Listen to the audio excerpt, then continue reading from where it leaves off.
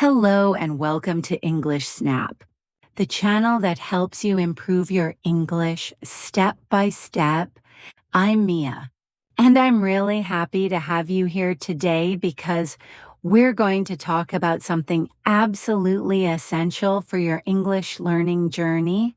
Inputs and outputs, these two things are the foundation of fluency. If you want to understand English better and speak more naturally, this is where you need to start. Now, you might be asking yourself, what exactly are inputs and outputs? Why are they so important for my English learning? Don't worry, I'll explain everything in a simple, clear, and easy way so that you can apply it to your daily practice. Think about this for a moment. Whether you're just beginning your English journey or you've been studying for years, one of the most powerful ways to train your brain to think in English is through the right balance of input and output. Let's go back in time for a second. How did you learn your very first language as a child? Did you open a grammar book? Did you memorize long lists of words? Of course not. You learned by listening, by absorbing what people around you said. You heard your parents talk. You watched people interact. Day by day, your brain collected these sounds, powers, and patterns. And one day, without even planning it, you opened your mouth and said your first words. That's the power of input. Input means everything you take in listening, reading, watching. It fills your brain with the language, like storing building blocks inside your mind.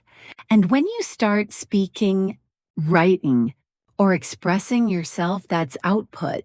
You're using the building blocks you've collected to create something new. Now imagine this.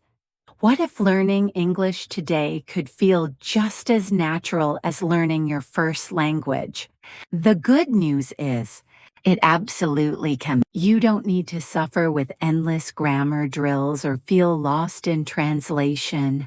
Instead, by training your brain with consistent input and practicing output step by step, you can make English flow more naturally and confidently. But here's the problem many learners face. They spend hours watching videos, reading books, or listening to podcasts, but when it's time to speak, they freeze. They feel nervous, they hesitate, or they simply don't know what to say. Maybe that has happened to you too. And that's okay, it's a very common experience. The reason this happens is because input and output are out of balance. Some learners only focus on input, they listen, read, and study, but they don't practice output enough. Others try to force output speaking and writing without giving their brains enough input first, and that's why they feel stuck. In today's episode, I want to help you break free from this cycle. I'll show you how to balance input and output in a way that not only builds your knowledge, but also transforms it into real fluency. Because at the end of the day, we don't just learn English to pass a test.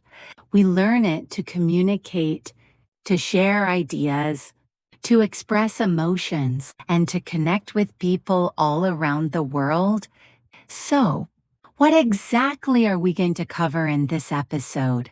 First, we'll look at how input shapes your listening and understanding skills. Second, we'll talk about how output gives you the confidence to use English actively, not just passively. And finally, I'll give you some practical strategies to combine both every single day. Even if you only have a few minutes to study, what is input? Why listening and reading are the foundation of language learning? What is output? How speaking and writing help you become fluent? how to balance input and output so you don't just understand English but actually use it, common mistakes that slow down your progress and how to avoid them, practical tips you can start using today to improve your English faster. Sounds interesting. I promise by the end of this episode, you will have a clear strategy for learning English in a way that actually works. So stay with me until the end because you don't want to miss these powerful techniques. If you're serious about improving your English, this episode is going to be a game changer for you. And if you haven't already, make sure to subscribe to English Snap so you never miss an episode. All right, let's get started and dive into the world of English inputs and outputs. Before diving into what are English inputs, let's walk through Cambridge Dictionary definition of input. Definition of input based on Cambridge Dictionary. According to the Cambridge Dictionary, the word input refers to something such as energy, money, or information that is put into a system, organization, or machine so that it can operate. In language learning, input means the English that you receive and absorb mainly through listening and reading. It is the information that enters your brain and helps you understand the language before you can use it in speaking or writing. Example of input in language learning. Imagine a child learning their first language. Before they start speaking, they spend months just listening to their parents, watching their expressions and hearing words repeatedly. Over time, their brain collects enough input and one day they start saying words like mama or dog. The same thing happens when learning English as a second language. If you listen to English podcasts, watch movies, and read books, your brain stores new words, phrases, and grammar structures. Later, when you start speaking, you naturally use what you have learned. Example, Sarah wants to improve her English. Every day, she listens to an English podcast for 20 minutes and reads a short news article. At first, she doesn't understand everything, but over time, her brain absorbs new words and phrases. After a few months, she notices that she can understand conversations more easily and even use some of the phrases she heard in her own speaking. Input is the first step to fluency. The more English you listen to and read, the easier it becomes to think, speak, and write naturally. So keep exposing yourself to English every day. What are English inputs? Now that we understand why input and output are essential for learning English, let's focus on the first part, input. This is where everything begins. Without input, there can be no output. But what exactly is input and why is it so important? Definition of inputs, listening and reading. In simple words, input is any English you take in. It includes everything you hear and read in English. Whenever you listen to an English conversation, watch a movie, or read a book, your brain is collecting words, phrases, and sentence structures. This process is essential because before you can speak or write English output, you first need to understand it. Input. Think about how babies learn their first language. They don't start speaking immediately. First, they listen to their parents, watch their surroundings, and slowly understand the meaning of words. Then after months or even years of listening, they finally begin to speak. This same process applies to learning English as a second language. You need input before output. So the more English you listen to and read, The more familiar your brain becomes with the language, over time, this will help you speak and write better, even if you don't memorize grammar rules or vocabulary lists. Why input is the foundation of language learning. Imagine trying to build a house without bricks. Sounds impossible, right? The same goes for learning English. Input is like the bricks. It gives you the materials you need to form sentences, express thoughts, and communicate naturally. Many English learners struggle because they don't get enough input. They focus too much on grammar exercises and memorizing words without actually hearing or seeing those words used in real conversations. This can make English feel unnatural or difficult to recall when speaking. The more input you get, the more automatic English becomes. Instead of thinking about grammar rules while speaking, you will naturally form correct sentences, just like how native speakers do. This is why input is the foundation of fluency. The more you expose yourself to English, the more your brain absorbs it, making speaking and writing much easier. Types of input. Not all input is the same. There are two main types of input: passive input and active input. Both are useful, but understanding the difference will help you use them effectively. 1. Passive input, background listening, watching without focusing. Passive input happens when you listen or read English without fully paying attention. This can include playing an English podcast while cooking or driving, watching a movie with subtitles, but not focusing on the words, having English music in the background. This type of input is useful because it keeps your brain exposed to English sounds and rhythms. Even if you don't understand everything, over time, your ears get used to the natural flow of English, making it easier to recognize words and phrases. However, passive input alone is not enough. While it helps you become familiar with English, it won't make you fluent unless you also practice active input. 2. Active input. Listening attentively. Reading with focus. Active input happens when you fully concentrate on what you're listening to or reading.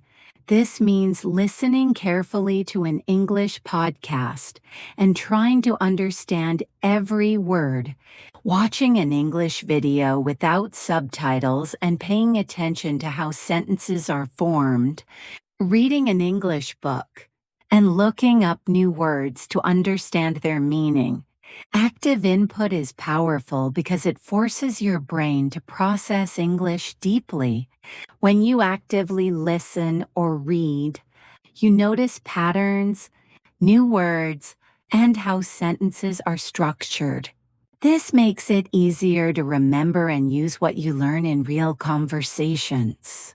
To improve your English quickly, you should combine both passive and active input.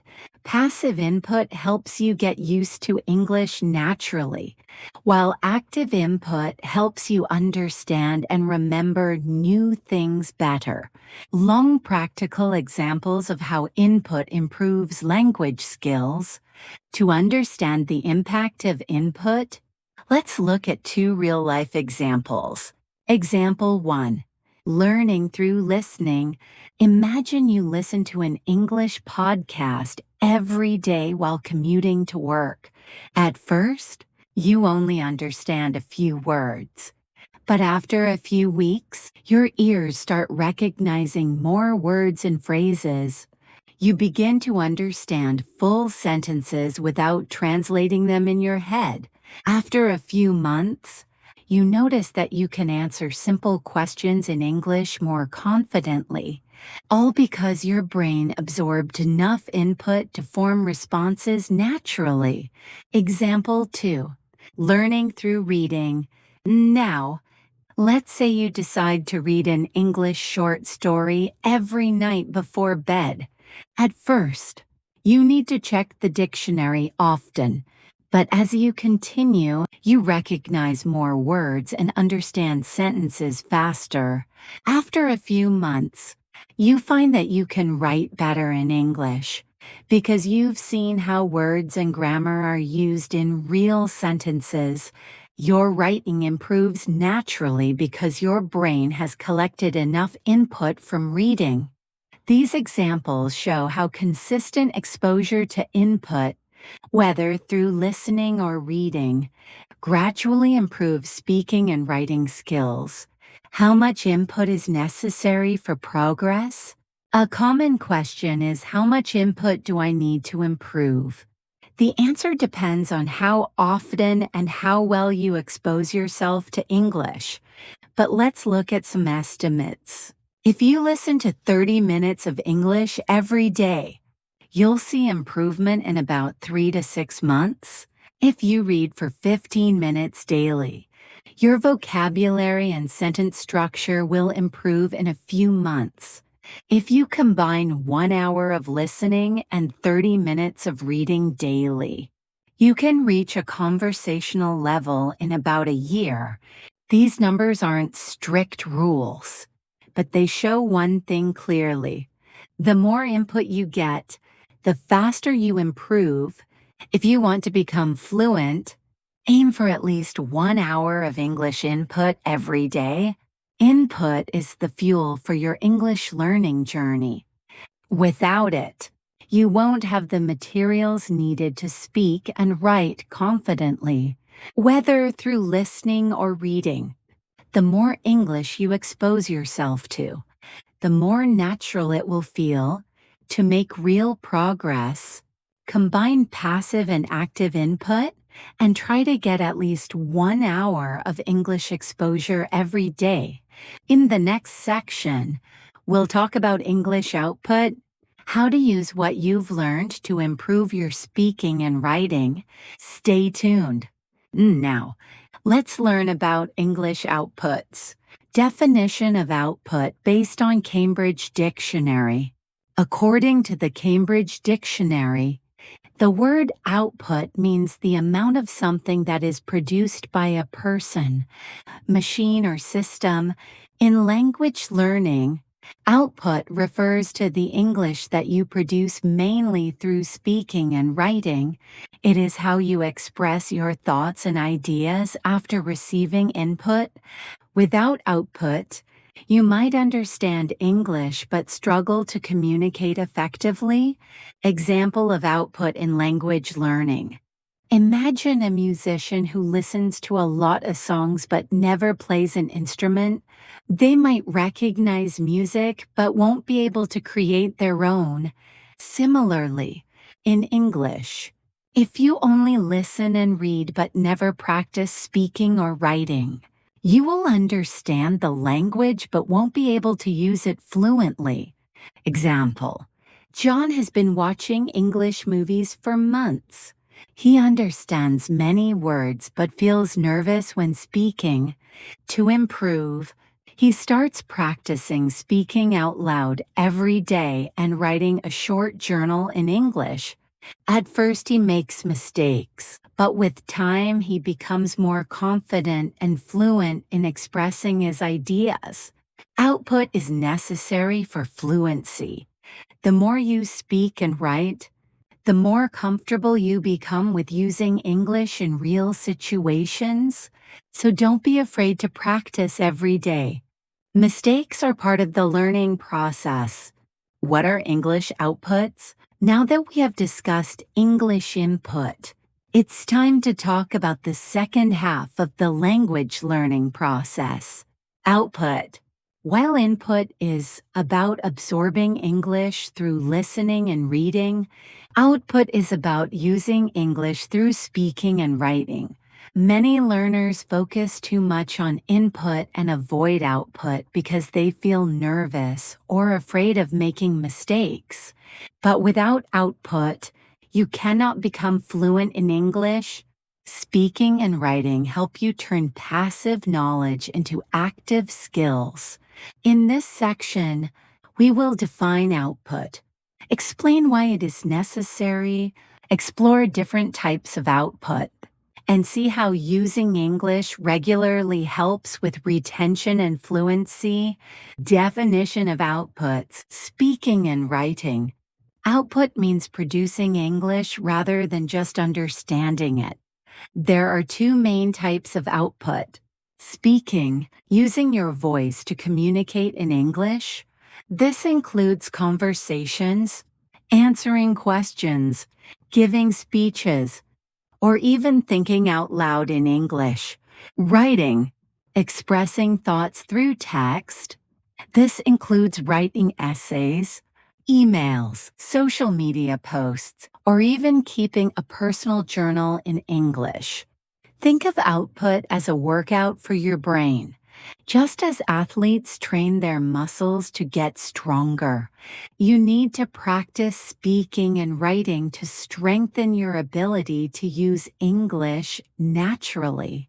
Without output, you may understand English well, but you might struggle to express yourself when needed. That's why practicing output regularly is essential. Why output is necessary for fluency. Imagine you are learning how to swim. You watch videos, read books about swimming techniques, and observe professional swimmers. However, if you never actually get into the water, can you truly learn how to swim? No.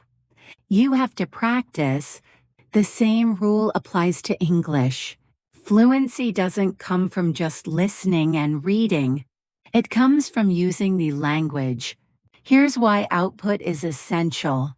It helps you remember more. When you speak or write, you force your brain to recall vocabulary and grammar rules. This strengthens your memory and helps you remember words more easily. It builds confidence. The more you use English, the more comfortable you become. Over time, you will feel less nervous when speaking in real situations. It highlights your weaknesses. When you speak or write, you realize which words or grammar rules you struggle with. This helps you focus on improving those areas. It trains you to think in English. Speaking and writing regularly help your brain process ideas in English, reducing the need to translate from your native language. Many learners avoid speaking because they feel shy or afraid of making mistakes, but mistakes are part of the learning process. The more you practice, the better you will become. Types of output. Just like input, output comes in different forms. There are two main types: planned output and spontaneous output.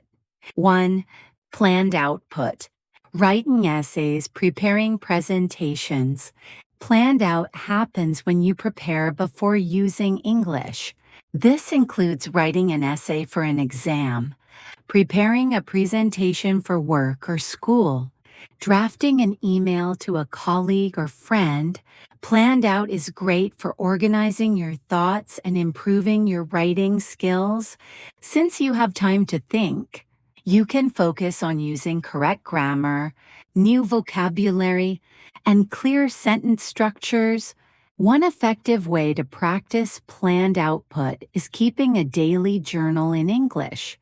Writing a few sentences every day about your thoughts, experiences, or plans can help you improve your ability to express yourself clearly. 2. Spontaneous output. Speaking without preparation. Casual conversations. Spontaneous output happens when you use English in the moment without preparation. This includes talking to a friend in English, answering a question in class without thinking too much, speaking English while shopping or traveling. This type of output is essential for fluency because in real life, you don't always have a time to plan your words. Spontaneous speaking forces you to think quickly in English, which helps you respond naturally. At first, speaking without preparation can feel difficult.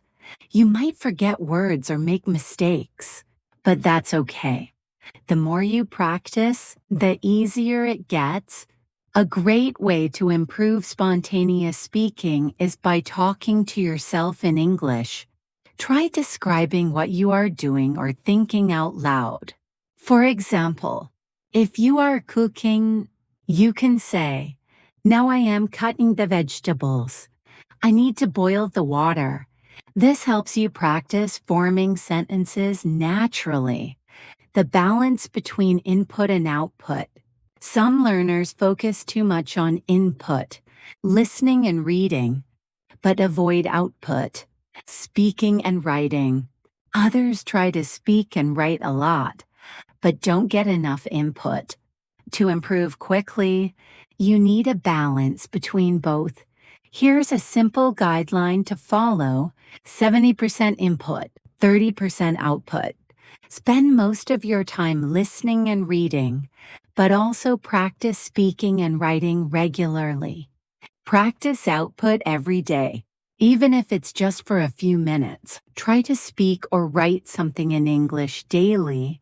Use what you learn. If you learn a new word or phrase from a book, try using it in a conversation or writing it in a sentence.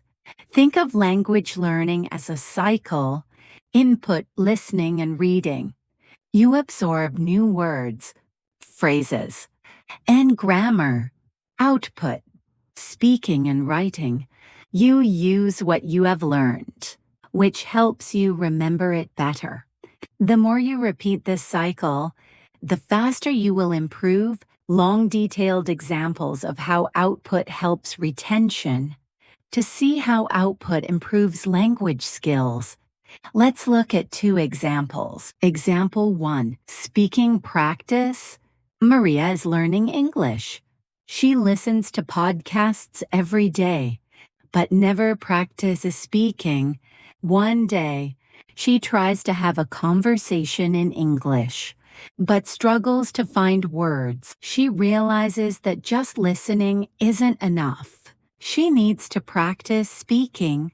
So, Maria starts speaking English for 10 minutes every day. She talks to herself, records her voice, and practices conversations with friends.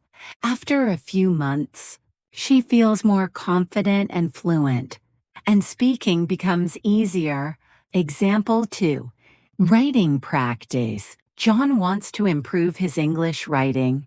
At first, he struggles to form sentences and his grammar is weak, but he decides to write one short paragraph every day about his life. He also asks a teacher to correct his mistakes. After 3 months, John notices that his writing is clearer and more natural. He remembers grammar rules more easily because he has used them many times in writing. These examples show that using English actively is the key to improving. The more you practice, the better your brain becomes at forming sentences naturally. Output is a crucial part of language learning. Without speaking and writing, you can't become fluent. The best way to improve is to start small and practice consistently. Here's a simple challenge for you. Speak for 5 minutes in English every day.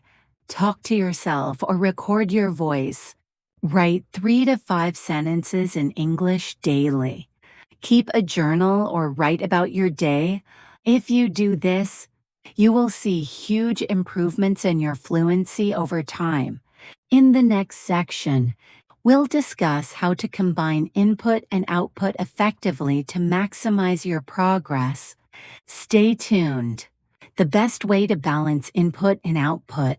Now that we've discussed English input and output, the next question is, how do we balance them effectively? Some learners spend too much time listening and reading but rarely speak or write. Others try to speak a lot but don't get enough listening and reading practice. The key to mastering English is finding the right balance between both. In this section, we will explore how to create a daily routine, give example schedules for different types of learners, discuss how to mix input and output effectively, and understand why consistency is important for fluency, how to make a daily routine for input and output. A good English learning routine includes both input and output every day. The key is to use English in different ways. Even if you have only a little time, here's how you can structure your daily practice. Start with input. Begin your day by listening to an English podcast or reading a short article. This helps you absorb new vocabulary and sentence structures. Move to output. After listening or reading, try to speak about what you learned or write a short summary. This helps you activate what you learned. Mix short and long sessions. You don't need to spend hours studying. Even short 5 to 10 minute sessions of speaking and writing can be effective if you do them consistently. Make it fun. Choose interesting topics. If you love sports, listen to sports podcasts in English. If you enjoy cooking, read English recipes and try to describe them in English. Be consistent. Learning English is like exercising.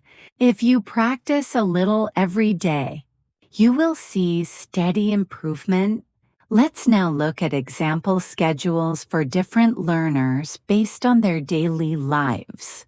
Example schedules for different learners. Everyone has a different lifestyle, so let's see how students, workers, and busy people can balance input and output in their daily routines. 1. English learning routine for students. Students usually have more time to study English so they can include more focused learning in their routine. Morning input. Listen to an English podcast for 15 minutes while getting ready for school. Afternoon output. After classes, write a short paragraph about what you learned today. Evening input and output.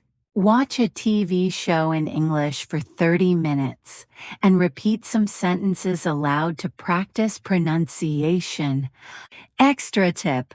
Join an English conversation club or find a language partner to practice speaking regularly. Second, English learning routine for workers. Workers have busy schedules, but they can still practice English by using their free time wisely. Morning input. Listen to an audiobook or podcast on the way to work. 20 minutes. Lunch break. Output. Write a short message or email in English to practice writing. Evening input and output. Watch an English video for 20 minutes and summarize it aloud in your own words. Extra tip. If you work in an English-speaking environment, try to speak in English with colleagues when possible. Third, English learning routine for busy people. Even if you have a very tight schedule, you can still practice English in small ways. Morning input. Read an English quote or news headline for 5 minutes. During the day, input and output. Think in English while doing daily activities. Goal. Now I am making coffee. Evening output. Record a 1-minute voice message in English about your day. Extra tip. Use English learning apps while waiting in line or during short breaks. How to improve fluency with a mix of both. To speak fluently, you need both input and output working together. Here's how to improve fluency with a good mix. Shadowing. Listen to a sentence and repeat it immediately. This improves pronunciation and fluency. Speaking after reading. After reading an article, explain it in your own words. This helps train your brain to form sentences quickly. Writing and speaking together. Write a short story, then read it out loud. This helps reinforce sentence structure and speaking confidence. Use the one-to-one rule. For every 10 minutes of listening, reading, try to speak or write for at least 10 minutes. This ensures you are not just absorbing, but also producing English. The importance of consistency. Consistency is the secret to fluency. Even 15 to 30 minutes per day is better than studying for 3 hours once a week. Why? Because language learning is like building a habit. When you practice every day, your brain retains the information better. Let's compare two learners. Anna practices English for 15 minutes every day. She listens to short podcasts, writes simple sentences, and speaks a little each day. John studies English once a week for 3 hours, but doesn't practice in between. After 3 months, Anna has improved her fluency because she uses English daily, while John struggles because he forgets what he learned between study sessions. The key lesson: small daily practice is more powerful than irregular long study sessions. A perfect English learning routine includes listening and reading. Input: absorb new words and sentence structures. Speaking and writing. Output: use what you learn to make it active. Daily practice. Even a few minutes each day can lead to big improvements. Fun and interesting topics. Choose materials you enjoy to stay motivated. Challenge for you. Try creating a daily schedule that includes both input and output. Start with just 10 minutes of speaking or writing every day and slowly increase the time. By balancing input and output, you will become a more confident and fluent English speaker. Keep practicing and you will see progress faster than you expect. Common mistakes and how to avoid them. Learning English is a journey, and like any journey, there are obstacles along the way. Many learners make common mistakes that slow down their progress without realizing it. Some people focus too much on input and not enough on output. Others do the opposite. Some rely too much on passive learning, while others are afraid to make mistakes when speaking or writing. In this section, we will discuss these common mistakes in detail and provide practical strategies to help you avoid them. Mistake number 1: too much input, too little output, and vice versa. Many learners only focus on input. They listen to English podcasts, watch TV shows, and read books, but they never practice speaking or writing. This is a big problem because understanding English is not the same as using it. If you never produce English, you will struggle to communicate when it's time to speak or write. On the other hand, some learners focus too much on output. They try to speak all the time, but don't spend enough time listening or reading. This can cause poor sentence structures and limited vocabulary because they don't learn enough from native speakers. How to fix it? Follow the one-to-one rule. For every 10 minutes of listening or reading, try to speak or write for at least 10 minutes. Summarize what you learn. After listening to a podcast, talk about it in your own words. After reading an article, write a short summary. Use English in daily life. If you hear a new phrase, try using it in a conversation or writing it in a sentence. By balancing both input and output, you will develop all language skills effectively. Mistake number 2: over reliance on passive input. Passive input means listening or watching English without paying full attention. Many learners play English videos in the background while doing other tasks. While this can be helpful, it is not enough to improve fluency because the brain is not actively processing the language. Passive input is like watching someone cook without actually cooking yourself. You might understand the process, but you won't be able to do it well when you try. How to fix it? Turn passive input into active learning. Instead of just watching a video, repeat words and phrases aloud. Try the shadowing technique. Repeat after the speaker. Take notes. Write down useful expressions from podcasts or TV shows and use them later. Engage with the content. If you watch a YouTube video, leave a comment in English. If you read an article, write a short opinion about it. When you actively listen and read, your brain absorbs more and you improve faster. Mistake number 3, fear of making mistakes in output.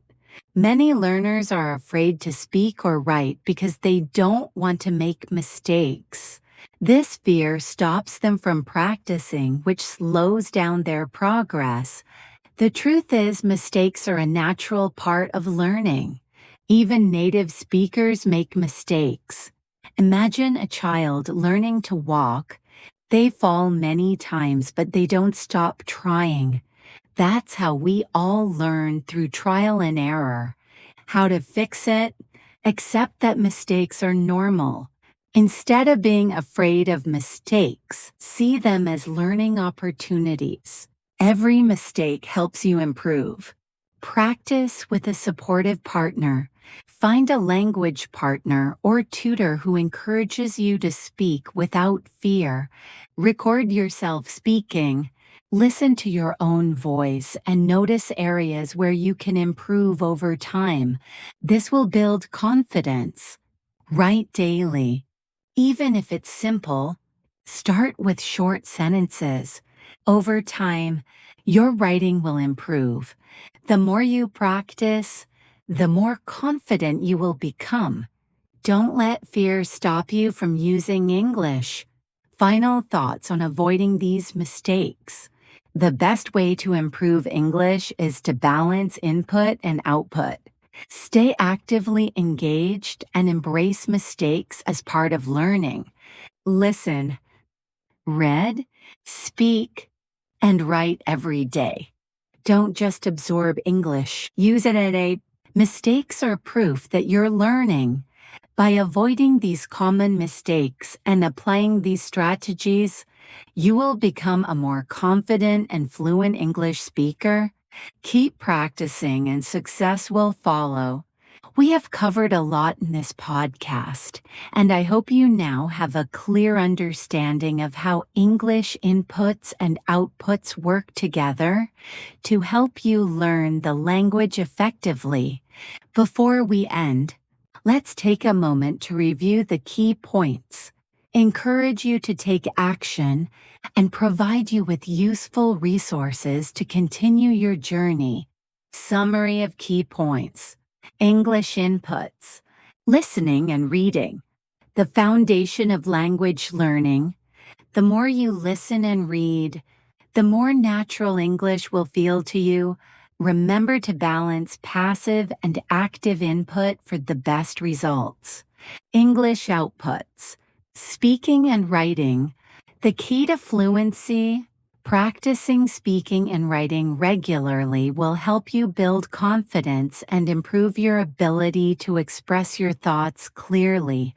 The balance between input and output. Both are necessary for success. Too much input without output will make you understand but struggle to communicate, while too much output without input will limit your vocabulary and accuracy. Common mistakes and how to avoid them. Many learners focus too much on one skill, rely on passive learning, or fear making mistakes. The best way to improve is to take action, stay engaged, and embrace mistakes as part of the process. Now, the most important thing is to start applying what you've learned today. Knowledge is powerful, but only if you use it. If you keep listening to podcasts, watching videos, and reading books without practicing speaking or writing, your progress will be slow. But if you make a simple plan and start practicing a little bit every day, you will see huge improvements over time. Remember, it's okay to make mistakes. Every mistake is a step toward fluency. Stay consistent. Even 10 to 15 minutes of practice each day is better than nothing. Enjoy the process. Learn in English should be fun. Watch things you love. Talk about topics that interest you and challenge yourself in a positive way. Resources for further learning. If you want to keep improving, here are some great resources to help you. Podcasts and YouTube channels. Listen to English learning podcasts like this one and follow channels that focus on simple, clear English books and articles. Read simple books, news websites, or blogs in English. Try graded readers if you are a beginner. Flashcard apps. Use apps like Anki or Quizlet to remember new words easily. Daily writing and speaking practice. Keep a journal in English or record yourself speaking for a few minutes every day. Choose the resources that work best for you and use them consistently. Before we end, I want to invite you to take the next step in your learning journey. If you found this podcast helpful, make sure to subscribe to our channel, English Snap, so you never miss new episodes. Like this episode and share it with other English learners who might benefit from it. Leave a comment and tell us what was your biggest takeaway from this episode. What is one action you will take today to improve your English? Challenge yourself. Right now, make a simple plan. How will you practice both input and output this week? Write it down and start today. You have everything you need to take your English to the next level. Remember, fluency is not about being perfect. It's about communicating and improving step by step. Keep going, keep practicing, and most importantly, believe in yourself. Thank you for listening, and I'll see you in the next episode.